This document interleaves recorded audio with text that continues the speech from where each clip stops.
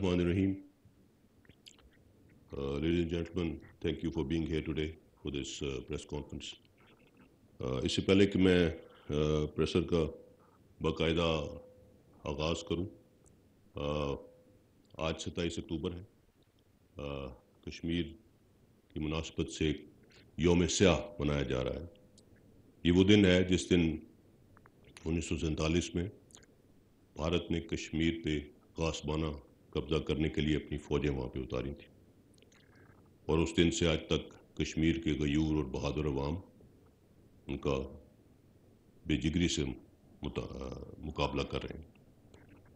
پاکستانی قوم کل بھی ہمارے کشمیری بہن بھائیوں کے ساتھ کھڑی تھی، آج بھی کھڑی ہے، اور ہمیشہ ان کے ساتھ کھڑے رہیں گے انشاءاللہ۔ اور ہم چاہتے ہیں کہ کشمیر کے مسئلے کا حل یونائٹڈ نیشنز کی ریزولوشنز اور کشمیری عوام کی امنگوں کے مطابق کیا جائے۔ Coming over to the issue of the day, آج کی پریس کانفرنس کا مقصد سینئر اور ممتاز صحافی ارشد شریف صاحب کی کینیا میں وفات اور اس سے جڑے حالات و واقعات کے حوالے سے آپ کو کچھ آگاہی دینا۔ یہ پریس کانفرنس ایسے حالات کے تناظر میں کی جا رہی ہے جہاں حقائق کا صحیح ادراک انتہائی ضروری ہے، تاکہ فیکٹ، فکشن اور اوپینین میں ڈفرینشیٹ کیا جا سکے اور سچ سب کے سامنے لایا جا سکے۔ اس پریس کانفرنس کی اہمیت اور حساسیت کی وجہ سے وزیر اعظم پاکستان کو اس حوالے سے خصوصی طور پر پیشگی آگاہ کیا گیا ہے۔ اس کے ساتھ ساتھ ان عوامل کا احاطہ کرنا بہت ضروری ہے جن کے تحت نہ صرف ایک مخصوص بیانیہ بنایا گیا بلکہ اسی جھوٹے بیانیے کے ذریعے لوگوں کو گمراہ کیا گیا۔ اداروں اور ان کی لیڈرشپ، یہاں تک کہ چیف آف آرمی سٹاف پر بھی بے جا الزام تراشی کی گئی، اور اس کی وجہ سے معاشرے میں تقسیم اور غیر معمولی اضطراب کی صورتحال پیدا کرنے کی کوشش کی گئی۔ ارشد شریف صاحب کی وفات ایک انتہائی اندوناک واقعہ ہے، اور ہم سب کو اس کا شدید دکھ۔ اللہ تعالیٰ ارشد شریف صاحب کی مغفرت فرمائے۔ دکھ اور تکلیف کی اس گھڑی میں ہم سب ان کے لواحقین کے ساتھ برابر کے شریک ہیں۔ ارشد شریف صاحب پاکستان کی صحافت کا ایک آئیکن تھے، کیونکہ ایک فوجی کے بیٹے، ایک شہید کے بھائی اور ایک سرونگ آفیسر کے برادر نسبتی تھے، اس لیے فوج اور شہیدوں کے حوالے سے ان کے پروگراموں میں وہ درد اور احساس ہمیشہ جھلکتا تھا۔ سیاچن ہو، قبائلی علاقہ جات ہوں، فوجی مشقیں، operation area, line of control, Arshad Sharif Sahib کے پروگرام جرنلزم کی دنیا میں ایک رول ماڈل کے طور پہ یاد رکھے جائیں گے۔ وہ انتہائی محنتی صحافی تھے جنہوں نے اپنے شاندار کام سے صحافت میں مقام بنایا۔ چونکہ ان کی وجہ شہرت تحقیقاتی صحافت تھی، لہذا جب سائفر کا معاملہ سامنے لایا گیا تو ارشد شریف صاحب نے اس پر بھی متعدد پروگرامز کیے۔ اس حوالے سے انہوں نے اس وقت کے وزیر اعظم سے کئی ملاقاتیں بھی کی اور ان کے کئی انٹرویوز بھی کیے، جس کے نتیجے میں یہ بات بھی کی گئی کہ شاید انہیں مختلف میٹنگز کے منٹس اور سائفر بھی دکھایا گیا تھا۔ سائفر اور ارشد شریف صاحب کی وفات کے حوالے سے جڑے واقعات کے حقائق تک پہنچنا بہت ضروری ہے، تاکہ اس سلسلے میں کسی قسم کا ابہام اور قیاس آرائی پیدا نہ ہو اور قوم سچ جان سکے۔ جہاں تک سائفر کا معاملہ ہے، آرمی چیف نے 11 مارچ کو کامرا میں سابق وزیر اعظم سے خود اس کا تذکرہ کیا تھا، جس پر انہوں نے فرمایا کہ یہ کوئی بڑی بات نہیں۔ ہمارے لیے یہ حیران کن تھا جب 27 مارچ اسلام آباد کے جلسے میں کاغذ کا ایک ٹکڑا لہرایا گیا اور ڈرامائی انداز میں ایک ایسا بیانیہ دینے کی کوشش کی گئی جس کا حقیقت سے دور دور تک کوئی واسطہ نہیں تھا۔ سائفر کے حوالے سے حال ہی میں کئی حقائق منظر عام پر آ چکے ہیں جس نے اس کھوکھلی اور من گھڑت کہانی کو بے نقاب کر دیا ہے کہ کیسے پاکستانی سفیر کی رائے کو اپنے سیاسی مقاصد کے لیے استعمال کیا گیا۔ 31 مارچ کی نیشنل سیکیورٹی کمیٹی کی میٹنگ بھی اس سلسلے کی ایک کڑی تھی۔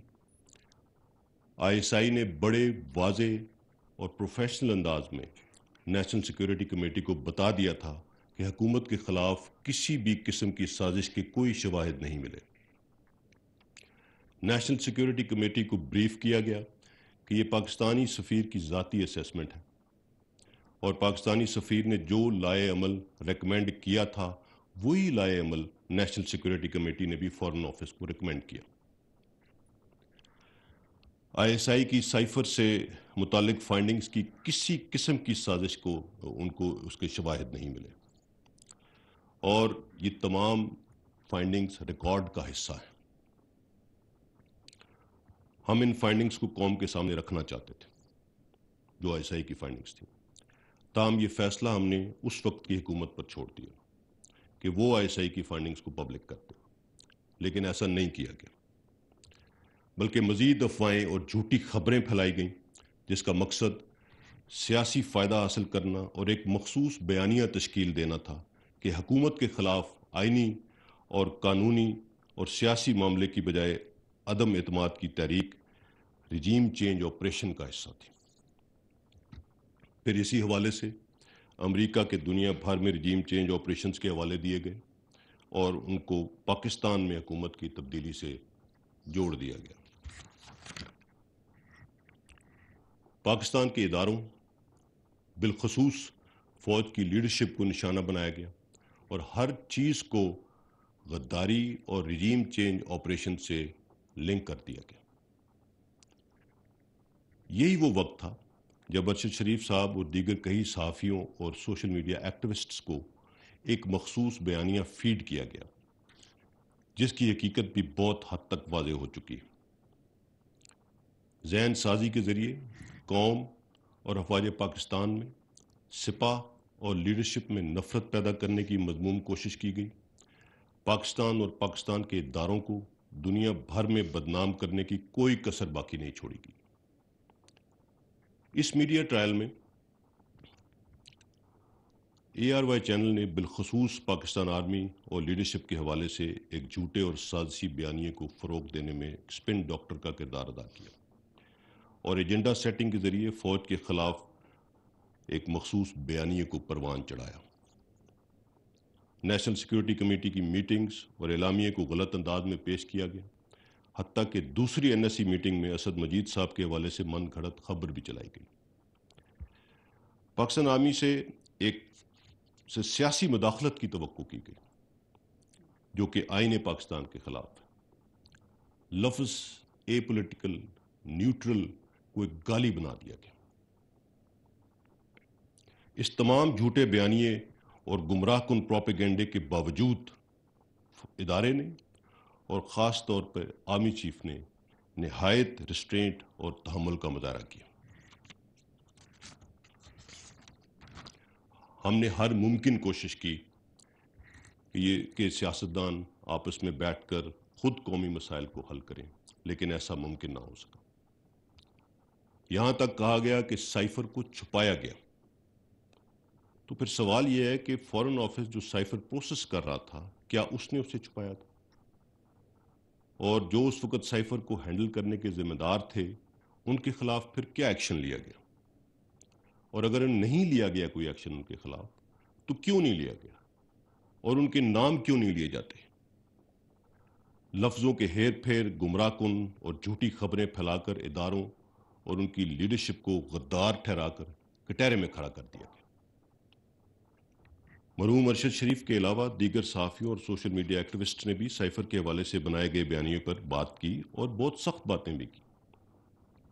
ارشد شریف صاحب تو نومبر 2021 سے ARY چینل کے پلیٹ فارم سے اداروں پر تنقید کر رہے تھے، جس میں انہوں نے مختلف اداروں کے حوالے سے بہت سخت تنقیدی پروگرامز بھی کیے، لیکن اس کے باوجود ان کے حوالے سے ہمارے دل میں کسی قسم کے منفی جذبات نہ تھے نہ ہیں۔ کئی دیگر صحافی بھی اس پر بات کر رہے تھے، لیکن وہ پاکستان میں ہی رہے۔ آج بھی وہ بہت سخت سوالات اٹھا رہے ہیں جو ان کا آئینی حق ہے۔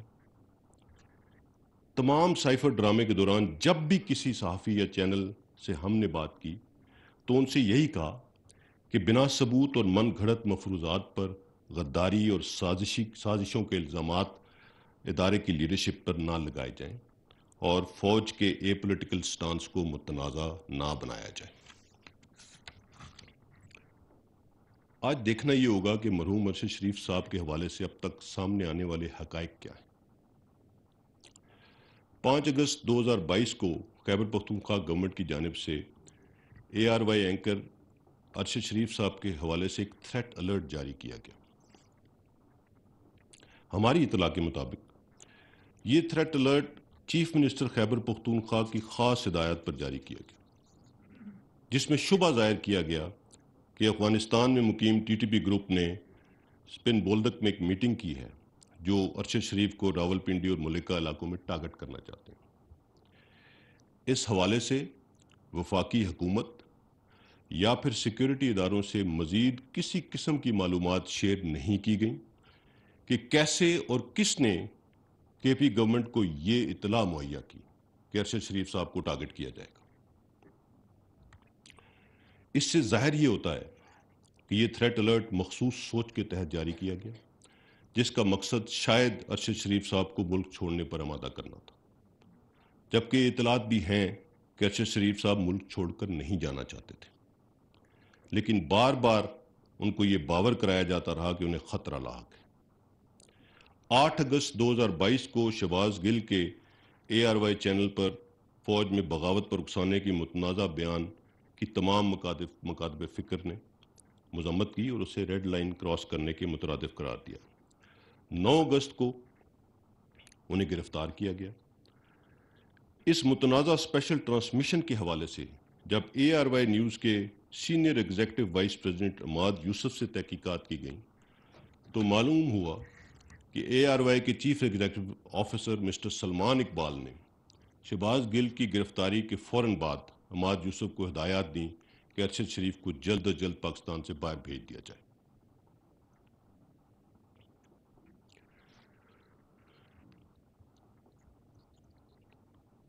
اس کے جواب میں عماد یوسف نے انہیں بتایا کہ ارشد شریف پشاور سے دبئی کے لیے روانہ ہوں گے۔ پھر اس حوالے سے متواتر ایک بیانیہ بنایا جاتا رہا کہ ارشد شریف کو بیرون ملک قتل کر دیا جائے گا۔ 9 اگست 2022 کو 4:40 پر کراچی سے ارشد شریف کی دبئی کے لیے ایئر ٹکٹ بک کی گئی، جو کہ ARY گروپ کے assistant manager planning and administration mister Imran کے کہنے پر فضل ربی نامی ٹریول ایجنٹ نے 5.5 لاکھ روپے وصول کرنے کے بعد بک کی۔ اس ٹریول پلان کے مطابق 9 ستمبر 2022 کو ارشد شریف کو پاکستان واپس آنا تھا۔ 10 اگست کو ارشد شریف باچا خان انٹرنیشنل ایئرپورٹ پشاور سے ایمریٹس انٹرنیشنل کی پرواز EK 637 کے ذریعے صبح 6:10 پر دبئی کے لیے روانہ ہوئے۔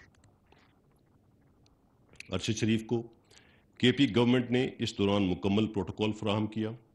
انہیں چیف منسٹر سیکریٹریٹ سے کے پروٹوکول آفیسر عمر گل آفریدی نے green number plate double cabin میں ایئرپورٹ پہنچایا۔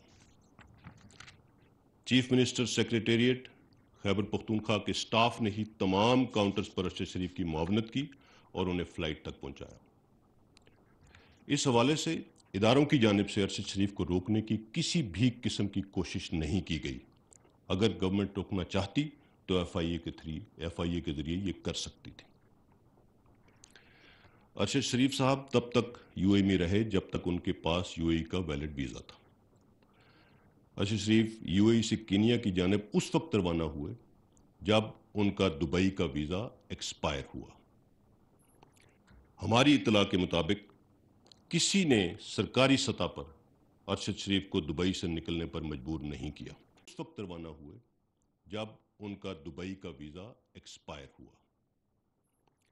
ہماری اطلاع کے مطابق کسی نے سرکاری سطح پر ارشد شریف کو دبئی سے نکلنے پر مجبور نہیں کیا۔ تو وہ کون تھے جنہوں نے انہیں وہاں سے جانے پر مجبور کیا؟ اس سوال کا جواب لینا چاہیے۔ یہاں پر یہ بھی سوال اٹھتا ہے کہ یو اے ای روانگی سے منسلک دستاویزی معاملات کو کس نے سر انجام دیا؟ متحدہ عرب امارات میں ارشد شریف کے قیام و طعام کا بندوبست کون کر رہا تھا؟ کس نے انہیں مسلسل یہ باور کرایا کہ وہ پاکستان واپس نہ آئیں ورنہ انہیں مار دیا جائے گا؟ کس نے انہیں یقین دلایا کہ ان کی جان بیرون ملک، خاص طور پر کینیا جیسے ملک میں محفوظ ہے؟ ایک بیانیہ یہ بھی بنایا جا رہا ہے کہ جب ارشد شریف کو دبئی سے نکلوایا گیا تو صرف کینیا ہی وہ ویزا فری ملک تھا جہاں پہ وہ انٹری لے سکتے تھے، حالانکہ دنیا میں کم از کم 34 ایسے ممالک ہیں جہاں پر ویزا فری انٹری پاکستانیوں کو موجود ہے۔ ارشد شریف کیوں کر کینیا پہنچے اور ان کی میزبانی کون کر رہا تھا؟ ان کا پاکستان میں کس کس سے رابطہ تھا؟ ارشد شریف کی وفات سے منسلک کردار وقار احمد اور خرم احمد کون ہیں؟ ان کا ارشد سے کیا رشتہ تھا؟ کیا ارشد انہیں پہلے سے جانتے تھے یا کسی نے یہ رابطہ استوار کرایا تھا؟ کچھ لوگوں نے ارشد شریف صاحب کے لندن میں ملاقات کے دعوے بھی کیے۔ وہ دعوے ان سے کس نے کروائے اور کن بنیادوں پر وہ دعوے کیے گئے؟ کیا یہ دعوے بھی فیک نیوز اور ڈس انفارمیشن کیمپین کا حصہ تھے؟ ارشد شریف کی وفات ایک دور افتادہ علاقے میں ہوئی اور کینیا پولیس نے تو انہیں پہچانا ہی نہیں تھا، تو ان کی وفات کی خبر سب سے پہلے کس نے اور کس کو دی؟ کینیا کی پولیس اور حکومت نے اس کیس میں اپنی غلطی کو تسلیم کیا ہے، لیکن دیکھنا یہ ہے کہ کیا یہ واقعی ایک مسٹیکن آئیڈینٹی کا واقعہ تھا یا ٹارگٹ کلنگ؟ بہت سے سوالات جواب طلب ہیں۔ اس افسوسناک واقعے کی صاف، شفاف اور غیر جانبدار تحقیقات بہت ضروری، اور اس کے لیے ہم نے حکومت سے ہائیسٹ لیول انکوائری کمیشن کی استدعا کی ہے۔ اس کمیشن کو اگر بین الاقوامی experts, forensic, I T experts, even under the umbrella of U N نمائندوں کی ماہرین کی ضرورت ہو تو انہیں بھی شامل کرنا چاہیے۔ ان تمام حالات و واقعات میں اے آر وائی کے chief executive officer Salman Iqbal صاحب کا ذکر بار بار آتا ہے، لہٰذا انہیں پاکستان واپس لایا جانا چاہیے اور شامل تفتیش کرنا چاہیے۔ ارشد شریف کی ناگہانی موت کے فوراً بعد سوشل میڈیا پر مخصوص لوگوں نے فوراً الزامات کا رخ فوج کی طرف موڑنا شروع کر دیا۔ اس شفاق موت سے کون فائدہ اٹھا رہا ہے، یہ دیکھنا بہت ضروری ہے۔ ارشد شریف کی وفات ایک ایسا افسوسناک واقعہ ہے جس نے پوری قوم کو رنج و غم میں مبتلا کر دیا ہے۔ میں نے اب تک حاصل ہونے والی تفصیلات اور حقائق آپ کے سامنے رکھ دی ہیں۔ اب آپ پہ فرض ہے کہ آپ ان تفصیلات کی تہہ تک پہنچیں اور تمام کرداروں کو سامنے لائیں اور حقائق قوم کے سامنے رکھیں۔ ہم سب کو انکوائری کمیشن کی رپورٹ کا انتظار کرنا چاہیے۔ جب تک کوئی حتمی رپورٹ سامنے نہیں آ جاتی، کسی پر الزام تراشی کسی صورت مناسب نہ ہوگی۔ ہم ایک خوددار اور آزاد قوم ہیں اور ہم میں سے ہر ایک نے پاکستان کی ترقی اور امن کے لیے کردار ادا کرنا ہے۔ میری آپ سے ریکویسٹ ہوگی کہ اپنے اداروں پر اعتماد رکھیں۔ اگر ہم سے ماضی میں کوئی غلطیاں ہوئی ہیں تو پچھلے 20 سالوں سے ہم اپنے خون سے ان کو دھو رہے ہیں۔ یہ آپ کی فوج ہے۔ یہ وردی پہنے ہوئے 35 40 سال نوکری کے بعد کوئی غداری کا توق لٹکا کے گھر نہیں جانا چاہتا۔ ہم کمزور ہو سکتے ہیں، ہم سے غلطیاں ہو سکتی ہیں، مگر ہم غدار اور سازشی ہرگز نہیں ہو سکتے۔ اس چیز کا ادراک سب کو کرنا ہوگا، کیونکہ فوج عوام کے بغیر کچھ نہیں ہے۔ ایک بہت مشہور اسکالر نے کچھ عرصہ پہلے کہا تھا کہ اگر پاکستان کو توڑنا ہے تو پہلے اس کی فوج کو کمزور کرنا ہوگا۔ اور آج ہائیبریڈ وارفیئر کی اپلیکیشن، 5th جنریشن وارفیئر کی اپلیکیشن، ان سب کے مترادف ایگزیکٹلی ایک کاپی بک اپلیکیشن پاکستان میں ہو رہی ہے اس وقت۔ سو ہم سب کو اس چیز سے ہم اس سے نبرد آزما ہے اور ہم اس سے باہر نکلیں گے انشاءاللہ۔ ایک متحد قوم ہی چیلنجز کا مقابلہ کر سکتی ہے۔ ہماری شناخت اور پہچان سب سے پہلے پاکستان ہے اور کچھ نہیں۔ اور ہم کبھی بھی انشاءاللہ ایک انسٹیٹیوشن کے طور پہ اپنی قوم کو مایوس نہیں کریں گے، نہ کیا ہے نہ کریں گے انشاءاللہ. یہ ہمارا آپ سے وعدہ ہے. یہ وقت اتحاد، تنظیم اور نظم و ضبط کا ہے، اور مل کر ہمیں پاکستان کو ان تمام چیلنجز سے نکالنا ہے، اور ہم انشاءاللہ اس سے نکلیں گے. Thank you very much. Before we start the Q and A, اس ٹاپک کی سینسٹیوٹی کو دیکھتے ہوئے اور جو ہم نے آج بات چیت کی ہے، میں نے ڈی جی آئی ایس آئی کو بھی ریکویسٹ کی ہے کہ وہ آج اس پریس کانفرنس میں میرے ساتھ بیٹھیں، اور اگر آپ کے کچھ سوالات ہیں تو ان کا بہتر طریقے سے جواب دے سکیں. D G I S I.